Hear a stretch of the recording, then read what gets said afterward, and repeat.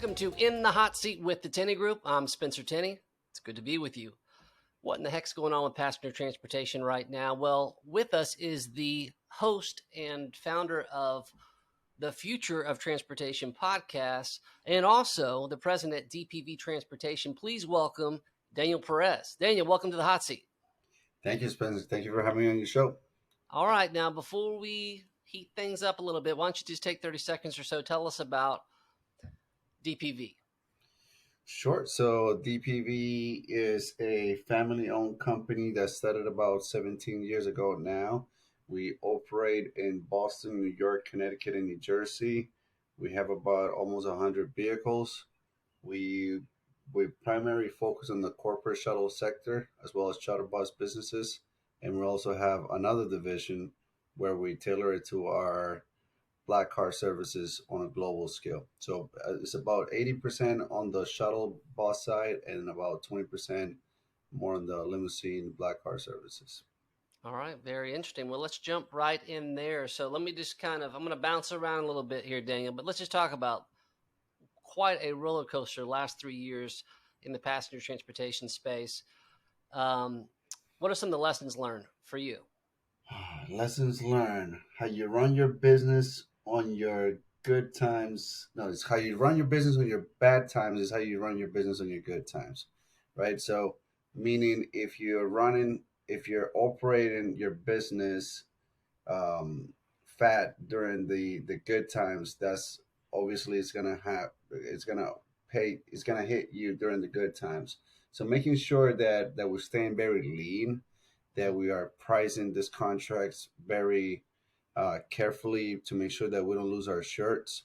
A lot of our competitors 3 years ago, they were bidding on projects and contracts just to get the another contract, I got another name, and it just cost them their company, especially when we had sort of an unforeseen situation during the pandemic. The other perspective is just to make sure that we are continuously looking at what is under the hood and making sure that we have a full oil machine. And the way that I define the machine is making sure that we have 8 players to navigate through all this different uncertainty with the economy. That we have leverage, whether it's with this sort of AI that is sort of coming into this market sector and is sort Mm-hmm. of creating more opportunities and also other challenges. And it's just the other one is just the overall infrastructure to be agile to either scale the business again, whether we are in an upcoming recession or not, and be Mm-hmm. able to have the infrastructure to reduce or increase volumes and have that flexibility. No, I think those are great takes here. So I'm curious. Um, one of the things, and this is true across both passenger and freight transportation, that just in many cases the pandemic, um, well, it just changed the competitive landscape in a lot of different ways. Mainly just by changing the players that were still at the table. A lot of folks, either by choice or by force, um, left the industry during that period of time. And so I'm curious, specifically within like the corporate shuttle and some of the more chauffeur transportation, high end type stuff. Like, how have you seen that competitive landscape evolve, specifically over the last 12 months? That where the business lights have been on and bright and booming during that period. What's changed? Thank you. Appreciate the question. Really good question. So, what really comes to mind is it's funny because we keep hearing about we are entering a recession or we will be entering a recession, but in the sort of corporate shuttle services or even in the charter side, our numbers continue to increase. But what has really changed is just there's less competitors and the competition that is still in the market. Everyone is sort of having a hard time keeping up with their own demands. So that's one of the things that is happening. The other thing that is happening, we still have tons of pressure with the workforce and just overall the increase of salaries. The inflation has really taken a toll on most companies, and especially for companies that have grown significantly or had contracts pre-pandemic, and now they were not able to increase the overhead cost to the client, pass the overhead cost to the client, Mm, and now those profit margins are being compressed. And in order to overcome that situation, is going to take some time, whether it is, and especially if it's a small or mid-sized company. right. So, obviously, we've spoke and you got a great company there, but like, what do you think that the best companies in the industry right now are doing to differentiate themselves so that they can go out and offset some of those increased cost of operations? Totally. So there's definitely a couple of things that come to mind to really differentiate yourself. Everyone has buses, everyone has vehicles, right? So, but number one is making sure what we're seeing lately is companies taking shortcuts with their safety Mm, programs. And unfortunately, we've seen companies that had very sad incidents, and they just had severe accidents, and it has caused them to go out of service.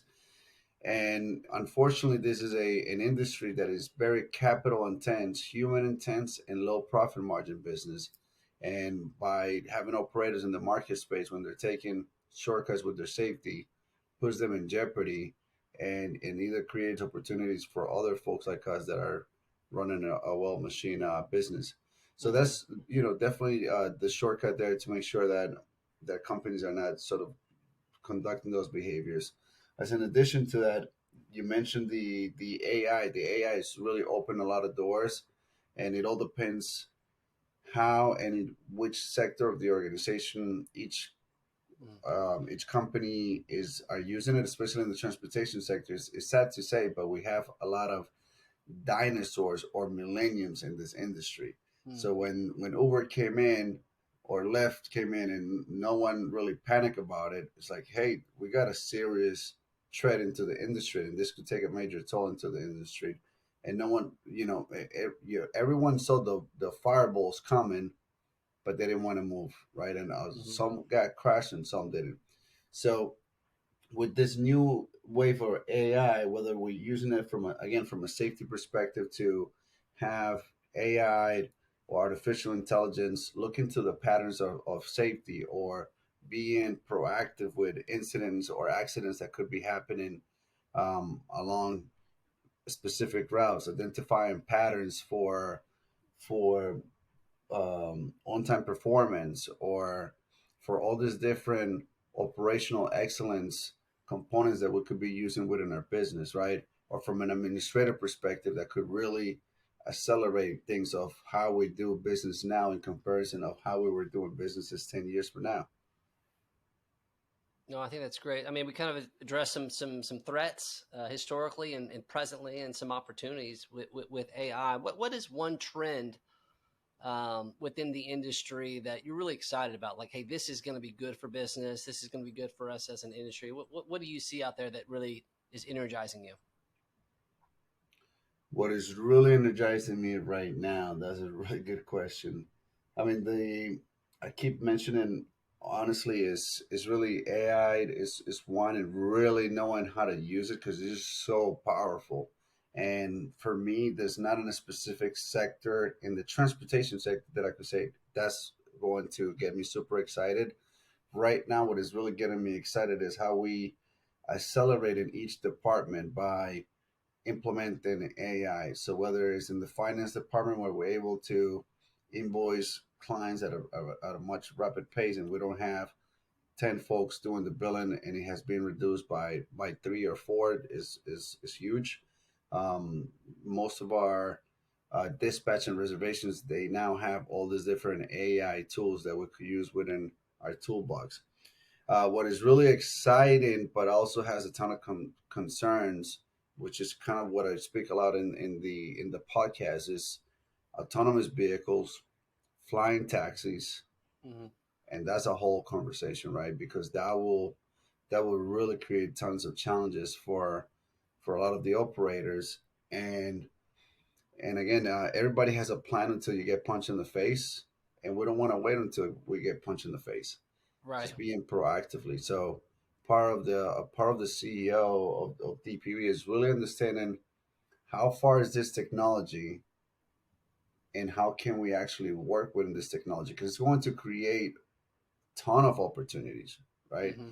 It's just knowing how do we transition to the autonomous vehicles, and how do we incorporate our existing workforce into that new era, because it's coming. Winter's Right. coming. It's just a matter of time. Well, 100%. So, what's been coming, what's been going on for a good bit right now is this movement around sustainability. So, tell me about why is that important? How are you seeing the cream of the crop as far as operators in your arena?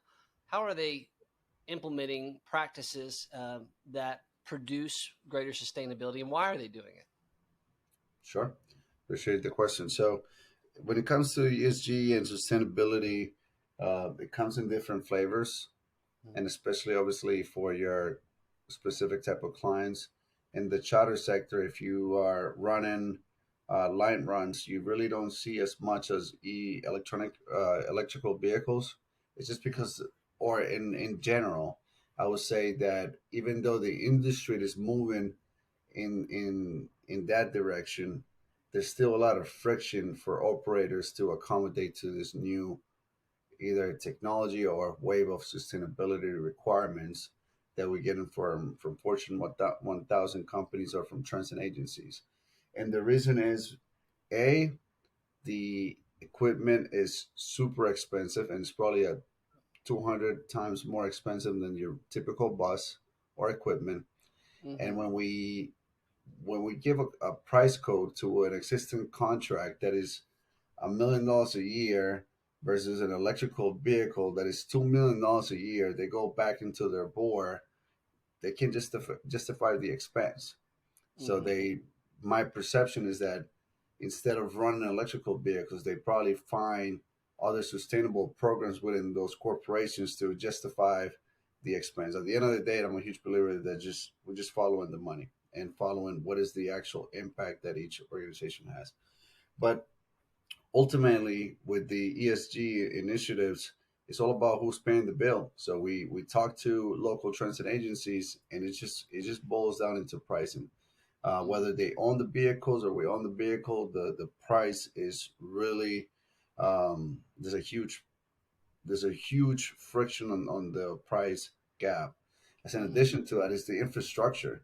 If we were running a route that required four vehicles, and let's just say there's a route that is 24/7, now instead of having four vehicles, we need eight because of charging issues or challenges that are still happening within that situations. And then the last component is the technicians. We have a couple of Mm-hmm. electrical vehicles, and honestly, it hasn't been the best experience just yet. We're still sort of improving, and we will improve across different markets and across different clients, but there's still technicians understanding all this new technology. So when we have vehicles that are constantly breaking down because of this new technology or battery recalls, the client is the one that suffers, right? And it's out of everybody's hand because everybody's just learning how to sort of navigate with this new wave of technology and tools. Certainly a process of trial and error. I mean, I think all the intentions are good, but certainly getting that frictionless experience for both the owner and the actual customers is still a work in progress for sure. 100%.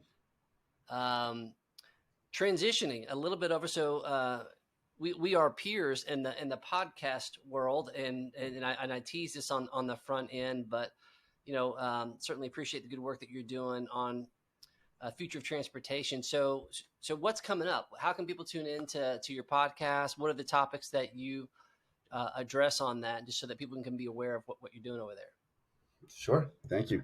So, what we typically talk about is autonomous vehicles, flying vehicles, all these different technologies that we mentioned, whether it's artificial intelligence, all the different components that come behind the scenes of autonomous vehicles, flying cars, electrical vehicles, and it's mainly to educate the consumers and educate operators as well, right? For everyone to sort of, again, this is a wave that is coming to the industry at a very rapid pace, and how do we stay informed? How do we stay proactively when it comes into electrical vehicles? I know that the I just had an expert with hydrogen and all Hmm. these different technologies that are coming into the marketplace, right? Or we could be bringing gas when it comes into leadership in the transportation space and really understanding what happens in the workplace, because again, it's a very tough industry that requires a lot of tenacity to Hmm. survive during these times. So it's mainly number one, giving back, and number two, like really educating folks on these trends. And honestly, it's a little selfish because at the same time, the more I give, the more I receive by interviewing experts, even like yourself. When I interview you, I just learn a ton and understanding what is happening in the M&A sector, because everyone has their own price, but they got to be understanding the realistic price or an educated decision, right? Well, I appreciate the good work that you're doing there. So I've got one last question for you, a little bit of a wild card, Daniel. So you mentioned right out the gate talking about being a family business, and then Yesenia, our show producer, got a little intelligence about something that you're doing on the side with learning how to fly, taking some lessons to be a pilot. So I'm curious, you become full blown. Um, have your license to fly anywhere and everywhere that you want by yourself. What's the first place that you're taking your family on that first trip? Whew. So I recently took my son and one of our mentors to the Cape. So we flew the helicopter from Boston to Cape Cod and back. But once I fully get my license and I'm able to fly solo, I will definitely be flying to Connecticut. So my children live in Connecticut. I live in Boston, and one of the main reasons of buying a helicopter is to be able to commute. But again, it's the future of transportation. We're all going to be flying at one point, so I want to be able to to be ahead of the curve and understand how that works. And it's going to take time. I'm almost halfway, and it's just enjoying the journey right now because it's not as easy as I thought it will be. Well, either way, you're staying out in front of the pack, and I appreciate that about you, sir. Well, that's going to do it for us in the hot seat. Really appreciate you sharing your wisdom and your thoughts with us. We'll see you next time.